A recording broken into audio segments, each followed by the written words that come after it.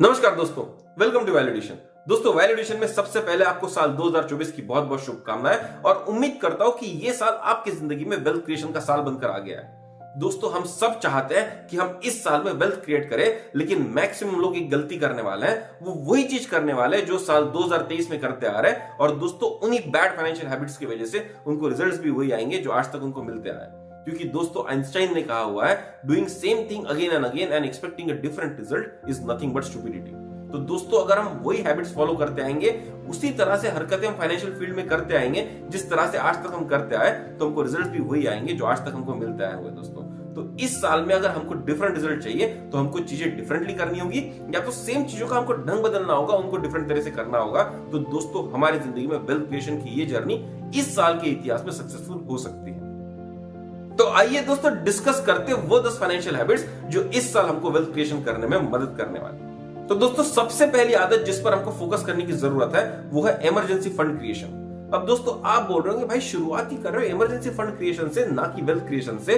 तो दोस्तों मैं आपको बता दूं, अगर आपको इस साल में वेल्थ क्रिएट करनी है, अगर आपको इस साल में खुद के लिए फाइनेंशियल स्टेबिलिटी क्रिएट करनी है, तो आपको सबसे पहले काम करने की जरूरत है इमरजेंसी फंड क्रिएट करने की।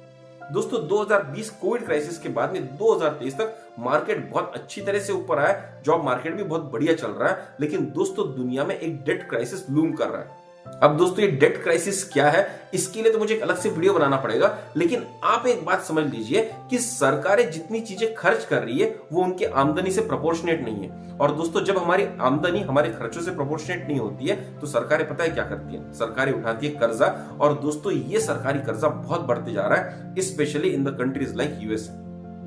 और दोस्तों उससे भी रोमांचक बात तो ये है कि ये जो कर्जा यूएस ने उठाया हुआ है, इसको मैक्सिमम तरह से फंड किया है चाइना ने, जो उनका राइवल इकोनॉमी माना जाता है। और दोस्तों इस बात की पॉसिबिलिटी पूरी है कि आने वाले समय में चाइना जो है यूएस के डेट बॉन्ड्स को ओपन मार्केट में बेचना शुरू कर दे। और जैसे ही ओपन मार्केट में यूएस के डेट बॉन्ड्स आएंगे, यूएस इकोनॉमी की क्रेडिबिलिटी शायद क्वेश्चनेबल हो जाएगी और वहां पर दोस्तों रिसेशन नहीं आएगा, वहां पर आ सकता है डिप्रेशन, और जहां पर बहुत लोगों की जॉब जा सकती है। तो दोस्तों इस साल सबसे पहले खुद को आपको तैयार करना होगा इमरजेंसी फंड क्रिएट करने के लिए, कि अगर मेरी जॉब चली जाती है तो अगले 6 महीने से 1 साल तक मैं खुद को कैसे स्टेबलाइज रख सकता हूं, कैसे अपने घर का पालन पोषण कर सकता हूं। और दोस्तों उसके लिए आपकी जितनी भी सैलरी होगी उसका कम से कम 6 महीने का वैल्यू या 1 साल का वैल्यू अगर दोस्तों आप खुद का इमरजेंसी फंड क्रिएट करके रख सकते हैं तो वो बहुत बढ़िया रहेगा। आने वाले समय में अगर ऐसी कोई विपदा आ भी जाती है तो आप उसको बहुत अच्छे तरह से फेस कर पाएंगे।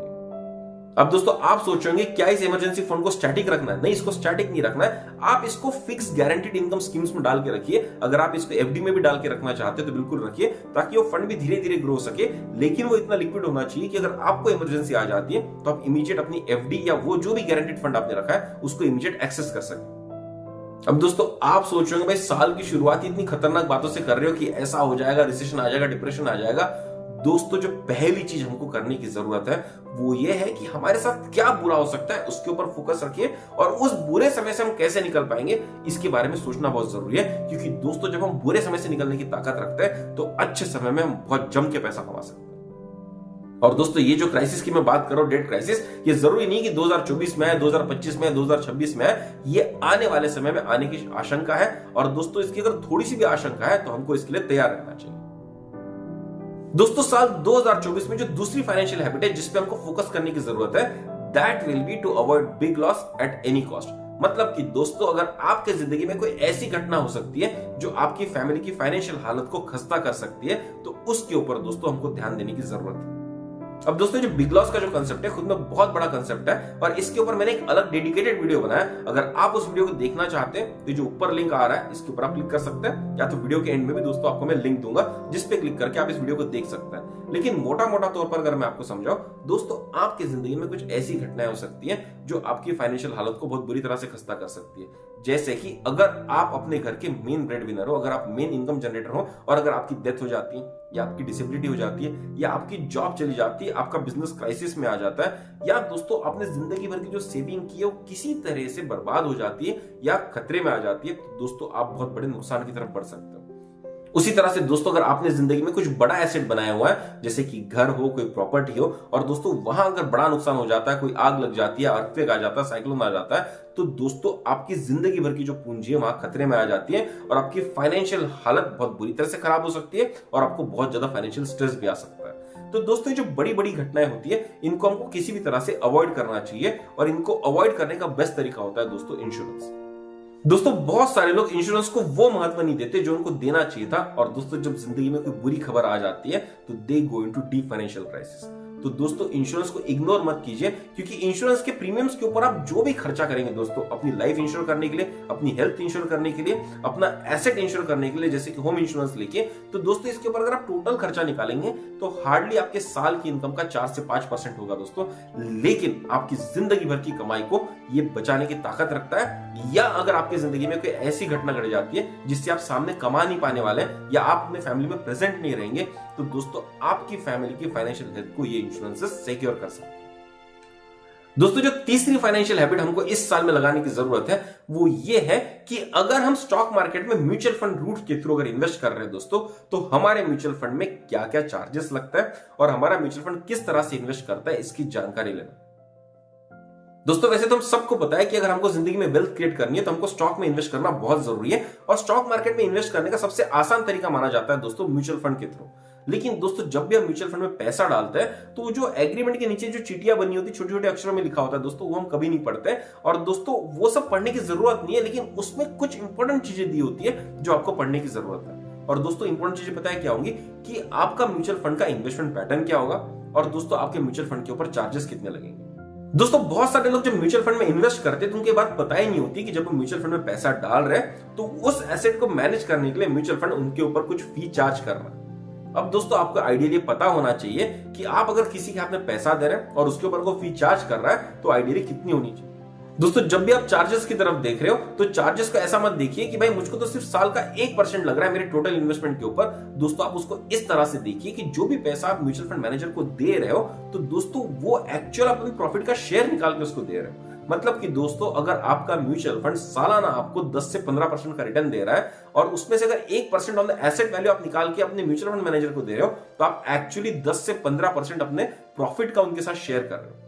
तो दोस्तों ये चार्जेस समझना हमारे लिए बहुत जरूरी है, क्योंकि लॉन्ग टर्म में दोस्तों अगर हम हमारे प्रॉफिट का 10 से 15% किसी और को दे रहे होंगे तो हमारे वेल्थ के ऊपर जो इंपैक्ट होगा वो लाखों करोड़ों रुपए का हो सकता है। तो दोस्तों साल 2024 में जब भी आप म्यूचुअल फंड में इन्वेस्ट करें तो उससे रिलेटेड चार्जेस को समझने की कोशिश करें। एंट्री फी कितनी लगती है इसको समझिए, एग्जिट फी कितनी लगती है उसको समझिए, मैनेजमेंट फी कितनी लगती है उसको समझिए दोस्तों, क्योंकि ये छोटी छोटी चीजों पे जब आप ध्यान देंगे तो आपकी जिंदगी में बहुत बड़े बड़े चेंजेस आएंगे जो आपकी वेल्थ को बहुत बड़े तरह से एनहांस कर सकता है। दोस्तों म्यूचुअल फंड सही है लेकिन उसके चार्जेस भी सही होने चाहिए, ये बात हम जब समझ जाएंगे तो हमारी फाइनेंशियल हैबिट्स बहुत अच्छी हो जाएगी। दोस्तों साल 2024 में जो चौथी फाइनेंशियल हैबिट हमको लगाने की जरूरत है वो है ट्रैकिंग द स्टॉक मार्केट। दोस्तों स्टॉक मार्केट में हम सब इन्वेस्ट तो करते हैं लेकिन बहुत कम लोग हैं जो स्टॉक मार्केट को ट्रैक करते हैं। दोस्तों स्टॉक मार्केट जो होता है एक गर्लफ्रेंड की तरह होता है, कि मतलब आपको कोई लड़की अगर पसंद है और आप अगर उसको गर्लफ्रेंड बनाना चाहते हैं तो आपको एक्चुअली उसको समझना पड़ेगा, उसकी हैबिट्स को समझना पड़ेगा, उसकी पसंद नापसंद को समझना पड़ेगा, कुछ एक्सटर्नल फैक्टर्स के ऊपर वो लड़की किस तरह से बिहेव करती है, किस तरह से रिएक्ट करती है, उस चीज को आपको समझना पड़ेगा। दोस्तों उसी तरह से जब आप स्टॉक मार्केट के साथ रिलेशनशिप बना रहे हैं, आप स्टॉक मार्केट में इन्वेस्ट कर रहे हैं दोस्तों, तो आपको स्टॉक मार्केट को समझना पड़ेगा। ऐसे कौन से फैक्टर्स है जो स्टॉक मार्केट को अफेक्ट करते हैं, इस बात के ऊपर आपको ध्यान देना पड़ेगा। और दोस्तों जब आप ये चीज समझ जाएंगे तो आप जिस तरह से गर्लफ्रेंड को समझ के उसको सही तरह से हैंडल कर सकते हैं, उसी तरह से दोस्तों आप स्टॉक मार्केट को भी समझ के उसको सही तरह से हैंडल कर सकते हैं। दोस्तों स्टॉक मार्केट की साइकिल में बहुत सारे अप्स एंड डाउन्स आता है, और जो स्टॉक मार्केट में इन्वेस्ट करने का सबसे बढ़िया समय होता है वो है डिप्स के ऊपर। और दोस्तों जब आप स्टॉक मार्केट को कंटिन्यूअसली ट्रैक करते रहते हैं तो आपको ये चीज पता चलते रहती है कि मार्केट कब कब डिप किया और कब कब वहां पर इन्वेस्टमेंट की अपॉर्चुनिटी बन रही है। लेकिन दोस्तों अगर आप स्टॉक मार्केट में सिर्फ इन्वेस्ट करने का शौक रखते हैं लेकिन स्टॉक मार्केट को ट्रैक नहीं कर रहे तो आप इन्वेस्ट जरूर करेंगे लेकिन जो आपके रिटर्न्स होंगे वो मेनीफोल्ड्स नहीं हो सकते, क्योंकि दोस्तों मेनीफोल्ड रिटर्न तभी आता है जब आप सही प्राइसिंग पे वैल्यू स्टॉक्स को खरीदें। और अगर आप ये करना चाहते हैं तो आपको स्टॉक मार्केट को ट्रैक करना पड़ेगा। ऐसी कौन सी फाइनेंशियल, पॉलिटिकल, इंटरनेशनल घटनाएं हो रही है जो स्टॉक मार्केट को बार बार नीचे ले आती है, उस चीज को समझिए ताकि आगे चलने वाले समय पर न्यूज़पेपर पढ़ते आप बता सके कि अगले 2 महीने में स्टॉक मार्केट गिरेगा जरूर। दोस्तों अगर आप स्टॉक मार्केट को समझेंगे और समझकर उसमें इन्वेस्ट करेंगे तो मैं दावे के साथ बता सकता हूं कि आप स्टॉक मार्केट से पैसा कमाएंगे जरूर। और दोस्तों आज तक अगर आपने स्टॉक मार्केट को ट्रैक नहीं किया तो 2024 में आप ये शुरू कीजिए, क्योंकि ये एक बहुत अच्छी फाइनेंशियल हैबिट आपकी बन सकती है। दोस्तों स्टॉक मार्केट को ट्रैक करने का मतलब ये नहीं कि दिन भर फोन लेके आप उसको देखते रहिए। दोस्तों रोज दिन में सिर्फ एक बार आप देखिए कि निफ्टी कहां था और आज कहां पर पहुंचा है। तो दोस्तों उसके हिसाब से आपके दिमाग में एक ट्रेंड बनेगा कि भाई हफ्ते की शुरुआत में निफ्टी यहां पर था, अब यहां पर है या यहां पर है, अप ट्रेंड में मार्केट है या डाउन ट्रेंड में मार्केट है। और वो हिसाब से दोस्तों आप अपना फंड जनरेशन, आप फंड क्रिएशन या फंड रेडी करने की जो आपकी प्रोसेस है उसके ऊपर आप ध्यान दे सकते हैं, क्योंकि आपको पता चल जाएगा कि आने वाले समय में एक अपॉर्चुनिटी खुलने वाली, डिप आने वाला है और इस बार में इतना पैसा उसमें डालूंगा और वहां से पैसा कमाऊंगा जरूर। तो दोस्तों उम्मीद करता हूं कि साल 2024 में आप स्टॉक मार्केट के साथ एक अच्छा रिलेशनशिप बनाएंगे, उसको समझेंगे और उसको अपनी गर्लफ्रेंड बनाकर ही मानेंगे। दोस्तों साल 2024 में जो 5वीं आदत आपको डालने की जरूरत है वो ये कि अगर आप स्टॉक मार्केट में लार्ज कैप या ब्लू चिप स्टॉक्स में अगर आप इन्वेस्ट कर रहे हैं दोस्तों, तो आपको म्यूचुअल फंड रूट के थ्रू नहीं जाना। अब दोस्तों आप यहां पर बोलेंगे भाई ये क्या बोल रहे हो, म्यूचुअल फंड के थ्रू नहीं जाना है। दोस्तों म्यूचुअल फंड सही होता है, लेकिन किस तरह के म्यूचुअल फंड में इन्वेस्ट करना चाहिए ये जानना बहुत जरूरी है। दोस्तों जब भी हम म्यूचुअल फंड में इन्वेस्ट करते हैं तो हमको इन्वेस्ट करना चाहिए स्मॉल कैप के लिए, मिड कैप के लिए, जहां पर एक्चुअली स्टॉक्स को पिक करना बहुत मुश्किल होता है। दोस्तों आप किसी को भी अगर कोई फी चार्ज करने दे रहे हैं तो उसको मेहनत तो करने दीजिए, कुछ ऐसा वैल्यूएशन आपकी जिंदगी में करने दीजिए जो एक्चुअली आप खुद नहीं कर सकते थे। क्योंकि मैं मानता हूं कि स्मॉल कैप कंपनीज और मिड कैप कंपनीज और मल्टी कैप बैगर कंपनीज जो होती है उनको ढूंढना इतना आसान नहीं होता है और उसके लिए स्पेशल एक्सपर्टीज की जरूरत होती है। और दोस्तों उस चीज के लिए अगर आप पैसा किसी को दे रहे हैं, चार्जेस किसी को दे रहे हैं, तो वहां पर लॉजिक बनता है। लेकिन जो बड़ी बड़ी कंपनियां जैसे कि टीसीएस, एचडीएफसी, एसबीआई, इन्फोसिस, इन सब का परफॉर्मेंस जानने के लिए, अगर उसको पोर्टफोलियो मैनेज करने के लिए आप किसी को फंड दे रहे हैं दोस्तों, चार्जेस दे रहे हैं, तो इससे बुरी बात आप इस जिंदगी में नहीं कर सकते। और दोस्तों ब्लू चिप कंपनीज में इन्वेस्ट कैसा करना है, इसके लिए मैंने एक बहुत आसान सा वीडियो बताया जो आपको बहुत क्लियर तरह से बताएगा कि किन किन कंपनीज में आपको इन्वेस्ट करना चाहिए, किस तरह से करना चाहिए, कब कब करना चाहिए। अगर आप उस वीडियो को देखना चाहते हैं तो ये जो ऊपर में लिंक आ रही है इसके ऊपर आप क्लिक कर सकते हैं, या तो दोस्तों वीडियो के एंड में भी मैं आपको उसकी लिंक देकर रखूंगा। तो दोस्तों आइए खुद अवेयर बनते, अपनी तकदीर अपने हाथ में लेने की कोशिश करते, एटलीस्ट उन चीजों में जो बहुत आसान है और हम उसको इसलिए मुश्किल मानते हैं क्योंकि हमको उसके बारे में पता नहीं है। थोड़ा सा एजुकेशन लेते हैं और आगे बढ़ते हैं, हम खुद अपना लार्ज कैप फंड क्रिएट कर सकते हैं। और अगर हमको म्यूचुअल फंड में पैसा डालना है तो that should always be for mid cap and small cap, जहां पर एक्चुअली फंड मैनेजर को मेहनत करनी पड़ेगी एनालिसिस करने के लिए। दोस्तों साल 2024 में जो 6वीं हैबिट हमको लगाने की जरूरत है वो है planning to invest in real assets. अब दोस्तों जब भी आप कभी रियल एसेट में पैसा डालने की कोशिश कर रहे हैं तो आपके पास में दो तरीके हो सकते हैं। पहले तो डायरेक्ट तरीका, दूसरा होता है दोस्तों इनडायरेक्ट तरीका। मतलब कि अगर आप सोना खरीदना चाहते हैं आप खुद मार्केट में जाएंगे, सोना खरीद लेंगे। अगर आप रियल एस्टेट चाहते हैं तो आप खुद मार्केट में जाएंगे, रियल एस्टेट खरीद लेंगे। दूसरा तरीका ये होता है दोस्तों कि अगर आप सोने में इन्वेस्ट करना चाहते हैं तो इनडायरेक्टली कर रहे हैं। मतलब गवर्नमेंट ऑफ इंडिया ने अगर सोवरेन गोल्ड बॉन्ड्स निकाले तो मैं उसमें इन्वेस्ट कर रहा हूं जिसकी वैल्यू गोल्ड से पेग्ड होगी और गवर्नमेंट उसके ऊपर एक इंटरेस्ट गारंटी करती है। दूसरा तरीका ये होता है कि अगर आप रियल एस्टेट में पैसा डालना चाहते हैं तो आप रियल एस्टेट इन्वेस्टमेंट ट्रस्ट के थ्रू पैसा डाल दें। मतलब कि जो बहुत बड़ी बड़ी कंपनियां होती है वो क्या करती है 10 से 15 हजार करोड़ का अपना एक रियल एस्टेट एसेट वैल्यू बनाती है, फिर उस 10 से 15 हजार करोड़ को ब्रेक करती है छोटे छोटे शेयर्स में और उस शेयर्स आपको देती है। और आपको प्रोपोजिशन ये दिया जाता है कि भाई आप डायरेक्टली रियल एस्टेट हैंडल करने के चक्कर में क्यों पड़ रहे हो, या अगर आपके पास बहुत ज्यादा पैसा नहीं रियल एस्टेट में इन्वेस्ट करने के लिए तो आप आरईआईटीज में इन्वेस्ट कीजिए और आरईआईटीज में इन्वेस्ट करने के बाद में हम आपको कुछ शेयर्स दे देंगे और जब भी वहां से रेंटल इनकम आएगा या कभी हम कोई एसेट बेच देंगे उससे अगर एप्रिसिएशन वैल्यू आएगी, कैपिटल गेन आएगा तो वो आपके साथ शेयर कर दिया जाएगा।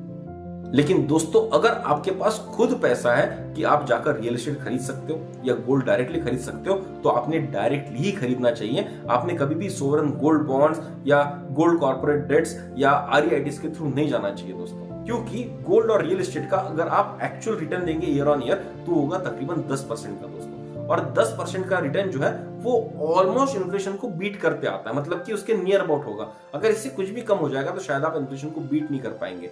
और दोस्तों जब भी आप सोवरेन गोल्ड बॉन्ड्स के थ्रू जाते हो या कभी आप आरईआईटीज के थ्रू जाते हो तो वहां फिर से एंगल आ जाता है कमीशंस का, क्योंकि जो भी आरईआईटीज को मैनेज कर रहा है, जो भी सोवरेन गोल्ड बॉन्ड को मैनेज कर रहा है वो आपके प्रॉफिट शेयर में से कुछ ना कुछ कमीशन जरूर खाएगा दोस्तों। और दोस्तों जब आप खुद इन सब में डायरेक्टली इन्वेस्ट करके पूरा रिटर्न खुद के पास रख सकते हो तो क्यों इन फैंसी फाइनेंशियल टर्मिनोलॉजीज में पढ़ के अपने पैसे का कमीशन किसी और को दिया जाए। दोस्तों आजकल मार्केट में ट्रेंड चल गया है कि कुछ ऐसा फैंसी फाइनेंशियल टर्म बना दो जो लोगों को डायरेक्टली समझ में ना आए और लोगों को लगता है वाह वाह वाह ये बहुत अच्छा चीज है, ये तो नया ट्रेंड बनेगा। और जैसे उस ट्रेंड के पीछे लोग जाते हैं दोस्तों उनका कमीशन वहां पर कट कर लिया जाता है और वहीं पर दोस्तों उनकी वेल्थ क्रिएशन जर्नी से छोटी छोटी चोरियां होती जाती है। इस चोरी को दोस्तों आप रोक सकते हो खुद इंटेलिजेंट बनिए, खुद वाइज बनिए, मार्केट का नॉलेज लीजिए, इन्वेस्टमेंट सीखिए और सीख के दोस्तों खुद का पैसा बढ़ाइए, आपको ही फायदा होगा। दोस्तों साल 2024 के लिए सातवीं फाइनेंशियल हैबिट यही होगी कि इस साल में हम किसी की भी एडवाइस के ऊपर इन्वेस्ट नहीं करेंगे, हम किसी की भी ट्रेंड को फॉलो करते हुए इन्वेस्ट नहीं करेंगे। हम इसलिए नहीं करेंगे क्योंकि हमारे दोस्त ने भी वहां पर इन्वेस्ट किया हुआ है दोस्तों।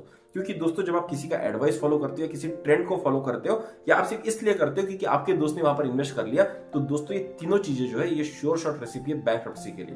क्योंकि जब भी आप ऐसा करते हो तो आप उस पर्सन पर रिलायंट हो जाते हो, ये सोचते हो कि उसने तो रिसर्च की होगी या ये ट्रेंड जो चल रहा है ये तो ट्रेंड चलते रहेगा और इसलिए मैंने इसमें इन्वेस्ट करना चाहिए। तो दोस्तों जब भी आप मिस इन्फॉर्म डिसीजन या इल इन्फॉर्म डिसीजन लेते हो दोस्तों फाइनेंशियल वर्ल्ड में, तो आपको हमेशा नुकसान ही होगा। दोस्तों मैंने ऐसे बहुत सारे लोग देखे कि जब क्रिप्टो करेंसी का ट्रेंड चल रहा था तो ट्रेंड के बेसिस पर उन्होंने पैसा डाल दिया, किसी की भी एडवाइस पर पैसा डाल दिया और आनंद फानंद में ऐसी ऐरी गहरी कंपनी में उन्होंने पैसा डाल दिया, ऐरी गहरे करेंसीज में पैसा डाल दिया जो 2 महीने में बंद पड़ गई और लाखों का नुकसान दोस्तों उन लोगों को वहां पर हुआ। दोस्तों जब भी आप किसी नए एसेट क्लास में इन्वेस्ट करते हो, दोस्तों जब भी आप किसी ट्रेंड में इन्वेस्ट करते हो, तो हमेशा आपको इन्वेस्ट करना चाहिए इन्फॉर्मेशन के साथ। जब भी आप इल इन्फॉर्मेशन या मिस इन्फॉर्मेशन के साथ दोस्तों आप उसमें इन्वेस्ट करते हो, तो आप अपने साथ बहुत बड़ा रिस्क ले रहे हो। और एक आम आदमी जो पाई पाई जोड़कर अपनी पूंजी बनाता है, उसके लिए ऐसा मिस इन्फॉर्म डिसीजन लेना बिल्कुल भी सही नहीं है दोस्तों। तो मैं आपको बताऊंगा कि जब भी आप किसी की एडवाइस ले रहे हो तो उसकी बेसिस को समझिए कि भाई उसने उसमें पैसा क्यों डाला हुआ है। अगर आपको सही लगे तभी पैसा डालिए। और जब भी आप ऐसा डिसीजन लेके पैसा डालेंगे तो पूरी अंडरस्टैंडिंग आपकी होगी, पूरी रिस्क भी आपकी होगी और पूरा रिवॉर्ड भी आपका होगा। तो दोस्तों let us make a habit कि इस साल हम किसी के भी एडवाइस के ऊपर में अंधाधुंध डिसीजन नहीं लेंगे, हम उसको समझेंगे, अगर वो सही होगी तो ही दोस्तों हम पैसा डालेंगे। हम किसी भी ट्रेंड में फियर ऑफ मिसिंग आउट नहीं आने देंगे, जो फोमो हमको आ जाता है वो नहीं आने देंगे। दोस्तों रैली थोड़ा लेट पकड़े तो चलेगी, रैली में थोड़ा कम रिटर्न आएगा तो चलेगा, लेकिन जो भी रिटर्न है हमारे समझ से आना चाहिए। क्योंकि गलत समय में गलत तरह से अगर हम रैली पकड़ लेंगे तो बहुत बड़ा नुकसान हो सकता है। तो दोस्तों साल 2024 में जब भी आप इन्वेस्ट करेंगे तो कोशिश कीजिए कि पूरी जानकारी लेकर वहां पर इन्वेस्ट करें। दोस्तों साल 2024 में जो 8वीं हैबिट हमको लगाने की जरूरत है वो ये है कि इस साल हम कम से कम कंज्यूमर लोन्स लेंगे, और अगर जरूरत पड़ी लोन लेने की तो हम एसेट क्रिएशन के लिए लोन लेंगे या तो बिजनेस क्रिएशन के लिए लोन लेंगे। दोस्तों आप किसी भी बड़े आदमी को ले लीजिए, वो कभी भी छोटी छोटी चीजें जो लग्जरी होती है उसको खरीदने के लिए लोन नहीं लेता है। वो लोन तभी लेगा जब उसका एसेट क्रिएशन होगा। वो घर बनाने के लिए लोन लेगा, वो नई प्रॉपर्टी बनाने के लिए लोन लेगा, वो अपने बिजनेस के लिए लोन लेगा जहां से उसको मल्टीपल रिटर्न्स आ जाएंगे, वो रिटर्न्स जो बैंक के लोन के इंटरेस्ट रेट को इजीली बीट कर सकते हैं। लेकिन दोस्तों हम आम आदमी पता है क्या करते हैं, हम जाते कार उठा लेंगे, हम नया मोबाइल उठा लेंगे और सब कुछ एक्चुअली इंटरेस्ट भर भर के हम उठाएंगे, लोन ले लेके हम उठाएंगे। और जब भी हम दोस्तों ऐसा डिसीजन लेते हैं तो वहां पर दोस्तों मिडिल क्लास ट्रैप में फंस जाते हैं। क्योंकि मिडिल क्लास जो जनता होती है ना, उनके पास पूरा पैसा हाथ में नहीं होता है और वो फ्यूचर इनकम को दांव पर लगाकर लग्जरी गुड्स खरीदते जाते हैं। और जैसे ही वो इस कंज्यूमर लोन ट्रैप में फंस जाते हैं दोस्तों, वहां से निकलना इम्पॉसिबल हो जाता है। तो दोस्तों कोशिश कीजिए कि जब भी आप कोई कंज्यूमरिस्ट या लग्जरी वाली चीज खरीद रहे हैं तो उसकी आपको जरूरत है कि नहीं, इस बात को अच्छे तरह समझ लीजिए। दोस्तों मैं ये नहीं कहता कि कार बिल्कुल ही मत खरीदिए, कार खरीदिए जब आपको जरूरत होगी, जरूर खरीदिए। अगर आपको कोई मेडिकल इमरजेंसी है, अगर आपको सच में सेफ्टी इश्यूज है तो आप कार खरीदिए कि भाई मैं कार में जाऊंगा तो सेफ फील करूंगा, मेरी जो मेडिकल प्रॉब्लम्स है या मेरे घर वालों को जो मेडिकल प्रॉब्लम्स है वो सही तरह से कैटर हो पाएंगी। तो दोस्तों चीजों की जरूरत को समझिए। अगर आप फोन ले रहे हैं तो बहुत ज्यादा महंगा फोन मत लीजिए अगर आपका उसका यूटिलिटी नहीं है। इतने सारे फीचर दोस्तों फोन में ऑफर किए जाते हैं जो शायद हम यूज भी नहीं करते, लेकिन उसके लिए हम 30, 40, 50 हजार रुपए खर्च कर देते हैं। तो दोस्तों समझिए कि आपको सच में उस चीज की जरूरत है कि नहीं। जरूरत है तो जरूर पैसा दीजिए, अगर जरूरत नहीं दोस्तों तो वहां पर खर्चे कम किए जा सकते हैं। और अगर आपको लोन लेना ही है तो एसेट क्रिएशन के लिए लीजिए, बिजनेस क्रिएशन के लिए लीजिए, जिससे फ्यूचर में आपका नया इनकम सोर्स जनरेट हो सके और आप एक बहुत खुशहाल तरह से वेल्थ क्रिएशन की जर्नी की तरफ आगे बढ़ सके। तो दोस्तों reducing consumer loans and enhancing asset and business loans if required is the one principle we should follow for this year. तो दोस्तों साल 2024 में हमारी कोशिश ये होनी चाहिए कि पहले तो हम कंज्यूमरिस्ट ना बने, और कंज्यूमरिस्ट बने तो भी हमारे जिंदगी में कंज्यूमर लोन का प्रोपोर्शन बहुत हद तक कम कर दें। और अगर लोन लेना ही है तो एसेट क्रिएशन के लिए बिजनेस क्रिएशन के लिए ले। दोस्तों जो 9th फाइनेंशियल हैबिट हमको साल 2024 के लिए फॉलो करने की जरूरत है वो है building a good credit history. दोस्तों ऐसे बहुत सारे लोग हैं जिनकी क्रेडिट हिस्ट्री अवेलेबल नहीं होती मार्केट में। मतलब कि जब भी वो लोन लेने के लिए जाएंगे और बैंक को अगर ये बात समझने की जरूरत है कि भाई ये आदमी पैसा वापस दे पाएगा कि नहीं दे पाएगा, तो वो जब क्रेडिट हिस्ट्री चेक करेंगे तो क्रेडिट हिस्ट्री होगी नहीं, और होगी तो बहुत खराब होगी। दोस्तों क्रेडिट हिस्ट्री बहुत इंपॉर्टेंट रोल प्ले करती है आपको कितना इंटरेस्ट रेट लगेगा किसी भी लोन के ऊपर ये डिटरमाइन करने के लिए। तो दोस्तों अगर आपकी क्रेडिट हिस्ट्री अच्छी है तो आपको इंटरेस्ट रेट कम देना पड़ेगा, अगर आपकी क्रेडिट हिस्ट्री बुरी है तो आपको इंटरेस्ट रेट ज्यादा देना पड़ेगा और यहां पर आपको नुकसान हो सकता है। और दोस्तों एक अच्छी क्रेडिट हिस्ट्री बनाने का सबसे आसान तरीका एक हो सकता है कि या तो आप क्रेडिट कार्ड ले लें और उसको बहुत रिस्पॉन्सिबली यूज करें, ताकि बैंकर्स को पता चलते जाए कि आप क्रेडिट लेते हो तो क्रेडिट सही टाइम पे वापस देते हो कि नहीं देते हो, उसके ऊपर इंटरेस्ट भरते हो कि नहीं भरते हो। उसी तरह से दोस्तों अगर आप मार्केट से लोन ले रहे हैं तो लोन को भी सही समय पर चुकाइए, उसको डिफॉल्ट मत कीजिए, क्योंकि जैसे आप एक दो बार डिफॉल्ट करेंगे आपकी हिस्ट्री अगले 5 साल के लिए डैमेज हो जाती है, और जैसी 5 साल के लिए आपकी हिस्ट्री डैमेज हो जाती है आपके इंटरेस्ट रेट बढ़ जाते हैं, आपको जो कॉस्ट ऑफ कैपिटल लगेगा वो बहुत ज्यादा हो जाएगा और ये आपके ओवरऑल रिटर्न्स को माइनस कर सकता है, आपके ओवरऑल वेल्थ को इरोड कर सकता है। तो दोस्तों अगर आप ऑलरेडी कुछ ऐसे इंस्ट्रूमेंट यूज कर रहे हैं जिससे आपकी क्रेडिट हिस्ट्री बन रही है, लाइक क्रेडिट कार्ड्स और लोन्स, तो दोस्तों उनके ऊपर स्पेशल ध्यान रखिए, वहां पर कोई भी डिफॉल्ट ना हो, इसको इंश्योर कीजिए। और अगर आप इनमें से कोई भी चीज नहीं कर रहे तो आपकी क्रेडिट हिस्ट्री तो एक्चुअली होगी नहीं। अगर आप नए बंदे 20-25 साल के बंदे और आपने अभी तक ये सब चीजें यूज नहीं की तो दोस्तों इसको यूज कीजिए, क्रेडिट कार्ड को यूज कीजिए, लेकिन रिस्पॉन्सिबली यूज कीजिए, ताकि आपकी क्रेडिट हिस्ट्री अगले 2 से 3 साल में सही तरह से बन जाए।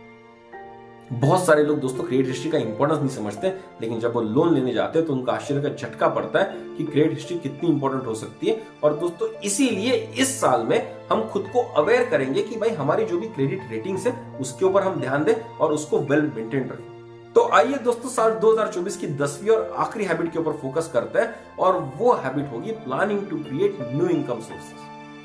दोस्तों आप किसी भी अमीर आदमी को देख लीजिए, किसी भी करोड़पति आदमी को देख लीजिए, उसकी कम से कम 5 से 8 इनकम सोर्सेस होंगी, कुछ ऐसे सोर्सेस जहां से उसको रेगुलर इनकम आ रहा है। और दोस्तों एक अमीर आदमी और एक मिडिल क्लास आदमी में अगर आप डिफरेंस देखेंगे तो ये डिफरेंस होता है कि एक अमीर आदमी मल्टीपल इनकम सोर्सेज के ऊपर डिपेंडेंट होता है, और जो एक मिडिल क्लास आदमी होता है वो सिर्फ और सिर्फ 1 या 2 इनकम सोर्सेज पे डिपेंडेंट होता है। तो दोस्तों अगर आप खुद को मिडिल क्लास से बाहर निकालना चाहते हैं, आप चाहते हैं कि अगले 5 साल में आप भी अमीर बने, आप अपने क्लास को चेंज कर सके, तो दोस्तों आपको जरूरत है खुद के ऊपर वर्क करने की और खुद के new additional income sources create करने की।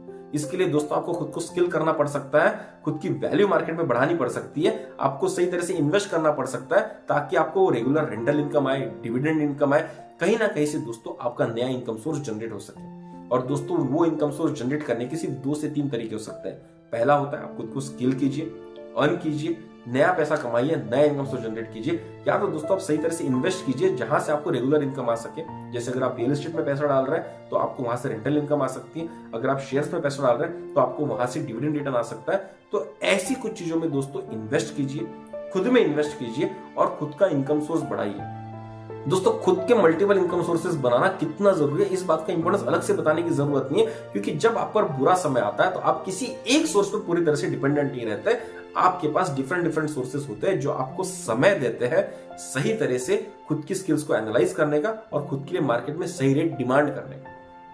अगर दोस्तों आपके मल्टीपल सोर्सेज ऑफ इनकम नहीं है और किसी तरह से आप जॉबलेस हो जाते हैं, अगर आपका ले ऑफ हो जाता है या आपका बिजनेस डूब जाता है दोस्तों, तो अगले 6-7 महीने जो आपके कॉन्फिडेंस के ऊपर हिट पड़ेगा वो हिट ऐसा होगा जो आपका कॉन्फिडेंस जिंदगी भर के लिए हिला सकता है। तो दोस्तों कोशिश कीजिए कि आपके पास इमरजेंसी फंड तो हो, साथ ही साथ में ऐसे कुछ रेगुलर सोर्सेज ऑफ इनकम हो जो आपको उस बुरे समय में आगे बढ़ने के लिए हेल्प करे, और जब आपका अच्छा समय होगा तो ये आपको मार्केट में इन्वेस्ट करने के लिए और पैसा हाथ में दे सकता है। ऐसे कुछ सोर्सेज आपके पास होने चाहिए दोस्तों। तो दोस्तों उम्मीद करता हूं जो 10 हैबिट हमने इस वीडियो में डिस्कस की, इससे आपके जिंदगी में थोड़ा सा वैल्यूएशन जरूर हुआ होगा। अगर दोस्तों आपको मेरे विचार पसंद आए, अगर मेरे पॉइंट्स पसंद आए, तो दोस्तों मुझको कमेंट बॉक्स में कमेंट कर जरूर बताइएगा। अगर दोस्तों आपको लगता है कि मेरे विचारों में कहीं त्रुटि है या कहीं आप मेरे विचारों से असहमत है, तब भी आप दोस्तों कमेंट बॉक्स में कमेंट कीजिएगा, क्योंकि जब आप ऐसा फीडबैक देते हैं तो वो मेरे लिए बहुत वैल्यूएबल होता है। दोस्तों अगर आपको इस वीडियो में वैल्यू दिखी है तो जरूर शेयर कीजिए अपने दोस्तों के साथ, अपने परिवारजनों के साथ, ताकि उनकी जिंदगी में भी एक वैल्यू एडिशन हो सके। तो चलिए दोस्तों जल्दी मिलेंगे कुछ नए कंसेप्ट्स के साथ में, कुछ नई वैल्यू एडिंग चीजों के साथ में। तब तक के लिए सब्सक्राइब कीजिए हमारा चैनल वैल्यू एडिशन। धन्यवाद।